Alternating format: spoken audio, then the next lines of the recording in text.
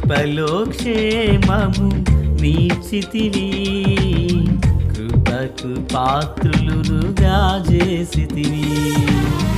కృపలో క్షేమము నీచితివి, కృపకు పాత్రులుగా చేసితివి. కృపను గూర్చి పాడెదనేను, కృపను గూర్చి పొగడెదనిన్ను. కృపను గూర్చి పాడెదనేను, కృపను గూర్చి పొగడెదనిన్ను.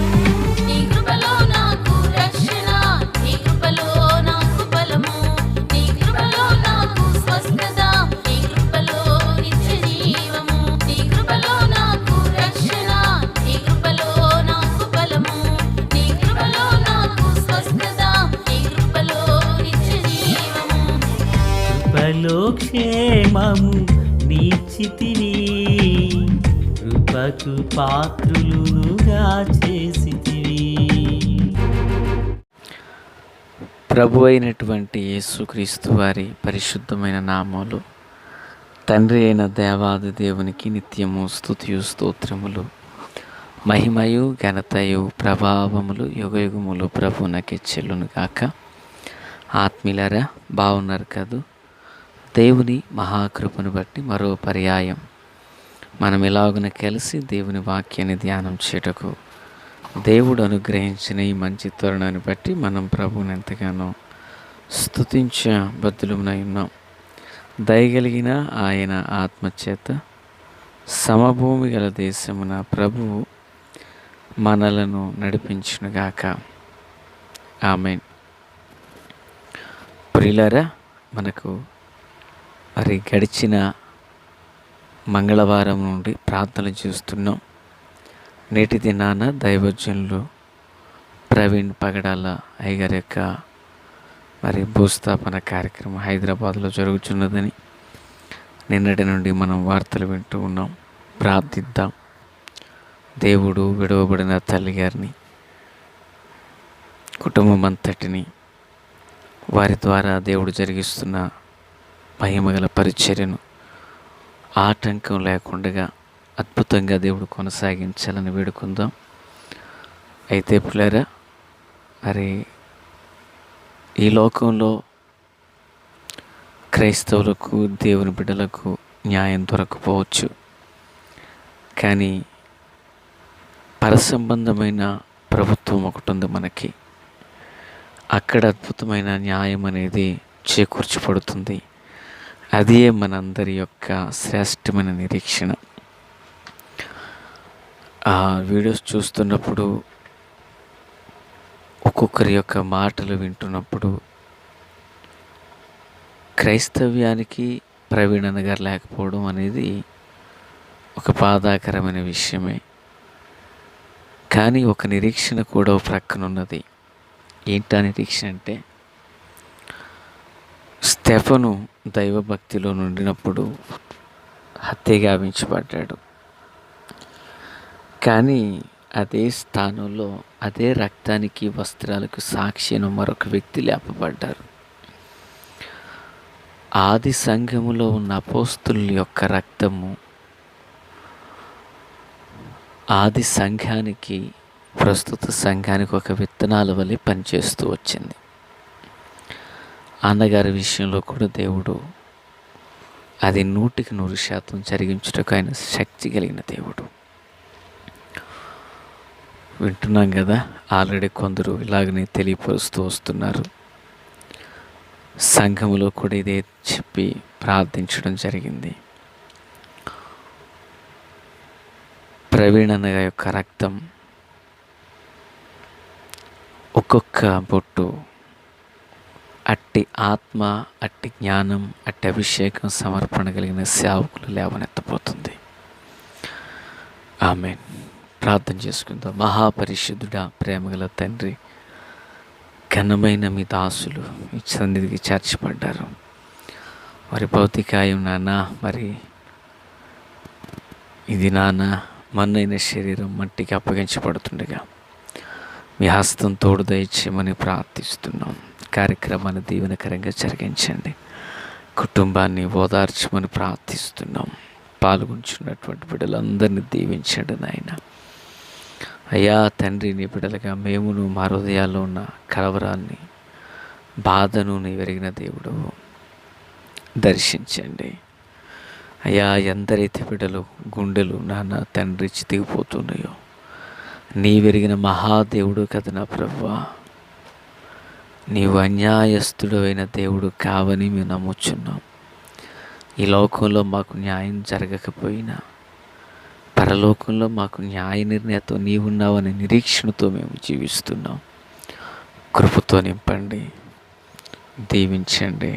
అన్నగారు విడిచి వెళ్ళిన పరిచర్యను కుటుంబాన్ని పరమ తండ్రిగా మీరే భారం వహించి జరిగించండి. వాక్యం చేత మాతో మాట్లాడండి. యేసు నామములో ఆమేన్. ప్రియులారా, ఈరోజు వాక్యం కొరకైన భాగం నిర్గమాకాండం 4వ అధ్యాయం 18 నుండి 20 వరకున్న వాక్యాలను మనం ధ్యానం చేయబోతున్నాం. ప్రియులారా, 19వ వాక్యం. అంతటా యెహోవా నీ ప్రాణమును వెదకిన మనుష్యులందరూ చనిపోయిరి గనుక ఐగుప్తునకు తిరిగి వెళ్ళుమని మిద్యానులో మోషేతో చెప్పగా ప్రార్థన. తండ్రి దేవస్తోత్ర వాక్యం చేత మాతో మాట్లాడి బలపరచండి. యేసు నామములో ఆమేన్. పిల్లరా, ఈ చదవబడినటువంటి వాక్య భాగం మోషేతో దేవాది దేవుడు చెప్పుచున్న మాట, నిన్ను చంపచూచిన వారు, నీ ప్రాణాన్ని వెతికిన వారు చనిపోయారు, నువ్వు తిరిగి ఐగుప్తుకి వెళ్ళు అని మిద్యానులో నుండగానే దేవుడు మండుచున్న పొద ద్వారా మాట్లాడుచున్నప్పుడు మోషేతో గారితో చెప్పారు. ఈరోజు మనం నేర్చుకొనిచున్న వాక్యం మోషేలో యేసు ప్రభు యొక్క నీడ. దేవునికి స్తోత్రం. The Moses the shadow of Jesus Christ. యేసుక్రీస్తు ప్రభు యొక్క ఛాయ చిత్రపు నీడ మోషే. పిల్లరా, ఈ వాక్య భాగంలో మరి దేవాది దేవుడు మోషేతో నీవు ఐగుప్తునకు వెళ్ళు, నీ ప్రాణాన్ని ఎవరైతే తీయాలనుకున్నారో వారు చనిపోయారు అని చెప్పినప్పుడు ఇతడు దేవుని కర్రను చేత పట్టుకుని ఐగుప్తు దేశానికి వెళ్ళినట్లుగా చూస్తున్నాం. పిల్లరా, మరి తన మామ అయిన ఇత్రోను కూడా 18వ వచనంలో అడిగారు, నీ సెలవైన ఎడల మరి నా పితరులు ఉన్నటువంటి ఐగుప్తు దేశానికి వెళ్ళి నా బంధువులు ఇంకా సజీవులై ఉన్నారో లేదో వారిని చూస్తానని అడిగినప్పుడు సంతోషంగా వెళ్ళమని ఆ మామయ్య గారు చెప్పారు. పిల్లరా, మరి మామయ్య గారు ఎంత మంచి సలహా ఇస్తున్నారో చూడండి. ఫరో మోషే గారి యొక్క మామ అయిన ఇత్రో గారు ఆ మోషేకు ఒక తండ్రి వంటి గైడెన్స్ ఇచ్చారు. దేవునికి స్తోత్రం.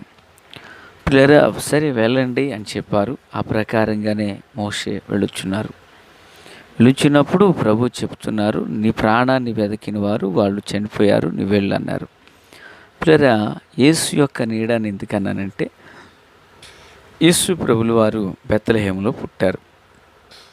ప్రియులరా, ఆ సమయాన మరి హేరోదు రాజు 2 సంవత్సరముల లోబడి ఉన్నటువంటి ఆ మగబిడ్డలందరినీ కూడా చంపించేస్తున్నాడు. రామాలు అంగలార్పు వినబడిన ప్రవచనం నెరవేర్చబడుతుంది అక్కడ. అప్పుడు ప్రియులరా, హేరోదు మతి స్థిమితి కోల్పోయిన వాడే ప్రవర్తిస్తున్నాడు. ఆ సమయంలో దేవదూత స్వప్నం ద్వారా బయలుపరచబడి మరి శిశువును చంపుటకు హేరోదు యత్నించుచున్నాడు గనక నీవు వెళ్ళిపోమని, బెత్లెహేమును విడిచి వెళ్ళిపోమని దేవదూత ద్వారా బోధింపబడినటువంటి యోసేపు మరియలు యేసును తీసుకుని వాళ్ళు వెళ్ళిపోయారు. ప్రియరా, అయితే ఒకానొక దినాన మరలా దేవదూత మాట్లాడుచు శిశువును చంపవెతికిన వారు చనిపోయారు, మీరు తిరిగి బయలుదేరండి అంటే వాళ్ళు యెరూషలేమునకు వచ్చారు. చూడండి, ఈ యొక్క విధానం మోషే జీవితంలో కూడా జరిగింది. మోషే జీవితంలో ఏంటి, మోషే 40 ఏండ్ల కాలం వరకు రాజభవనంలో పెరిగినప్పుడు, రాజభోగాలతో పెరిగినప్పుడు తన జనుల యొక్క కష్టాలను తెలుసుకోవడానికి అతడు బయలు వెళ్ళాడు. పిల్లరా, మరి ఒక ఐగుప్తీయుడు హెబ్రీని కొట్టడం చూచి మోషే కల్పించుకుని ఆ వ్యక్తిని చంపేశాడు. ఇప్పుడు ఫలితంగా జరిగినటువంటి విషయం ఏంటంటే, మోషే ఈ వార్త రాజునకు తెలుస్తుందేమని అనుకున్నాడు. ఆల్రెడీ రాజుకు తెలిసిపోయింది. రాజు చంపేస్తాడని భయపడి ఐగుప్తు విడిచి పారిపోయాడు. ఎవరు? మోషే. చూడండి, అక్కడ యేసు ప్రభులు వారిని బెత్లెహేము యెరూషలేమును విడిచి వెళ్ళిపోయారు. ఇక్కడ మోషే ఐగుప్తుని విడిచి వెళ్ళిపోయారు. ఏ ఐగుప్తునైతే విడిచారో ఆ ఐగుప్తులో ఉన్న తన జనులను విడిపించడానికి మోషే తిరిగి రప్పించబడ్డారు.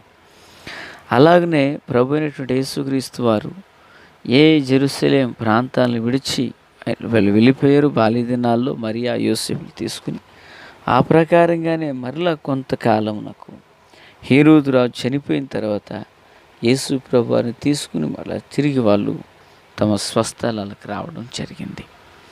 పిల్లరా, ఆనాడు యేసు ప్రభులు వారు సర్వలోక మానవాళి రక్షణార్థమై కలువరి శిలువలో తన ప్రాణాన్ని పెట్టి నీటికి నీకు నాకు రక్షణనందని కలుగజేస్తున్నారు. ఆనాడు మోషే మరి ఫరో అనేకసార్లు అంటాడు, ఈసారి కనిపిస్తే చంపేస్తానంటాడు. అయినా తన ప్రాణాలు పణంగా పెట్టుటకైనా ఇష్టపడి ఐగుప్తులో ఉన్న ప్రజని విడిపించారు. మోషే పాపమందున్న ప్రజని విడిపిస్తే, యేసు ప్రభులు వారు పాపమందున్న ప్రజని విడిపిస్తే, మోషే ఐగుప్తున్న ప్రజని విడిపించారు. యేసు ప్రభులు వారు పరలోక రాజ్యానికి హక్కుదారులుగా మలుస్తుంటే, మోషే ఆనాడు వాగ్దాన దేశమైన కనానుకు వారిని హక్కుదారులుగా మలుచుటకు నడిపించారు. పిల్లరా, అలాగనే యేసుక్రీస్తు నామం పేరట నమ్మి బాప్తిస్మం పొందిన రక్షించబడుతుంటే, ఎర్ర సముద్రం ఇజ్రాయేల్ అందరూ ఒకేసారి మేఘం క్రిందను సముద్రంలోను బాప్తిస్మను పొందారని మరి పరిశుద్ధుడైన పౌలు గారు చెబుతూ వచ్చారు. మోషే ద్వారా ఐగుప్తులో ఉన్న ఇజ్రాయేల్కి రక్షణ కలిగింది. అయితే యేసుక్రీస్తునందు విశ్వాసం ఉంచుట ద్వారా యావత్ ప్రపంచంలో ఉన్న ప్రజలందరికీ క్షేమం కలగబోతుంది. ఆత్మీయులారా, మరి యేసు యొక్క నీడ మోషేలో ఉన్నది. నా దేవుని పిల్లరా, అది నీడయే నిజము యేసులో మనకు దొరికింది. కనుక మనం కూడా విమోచించబడిన వారమే ప్రభువుకు సాక్షులుగా జీవించుదుము గాక. తండ్రి దేవా స్తోత్రం. వాక్యం అందరి హృదయాల్లో ఫలభరితం చేయండి. జీవంతో కృపతో బలంతో నింపి నడిపించండి. ఆశ్చర్యకరమైన మీ కృప మా అందరికీ తోడైండును గాక. యేసు నామములో ఆమేన్. Praise the lord.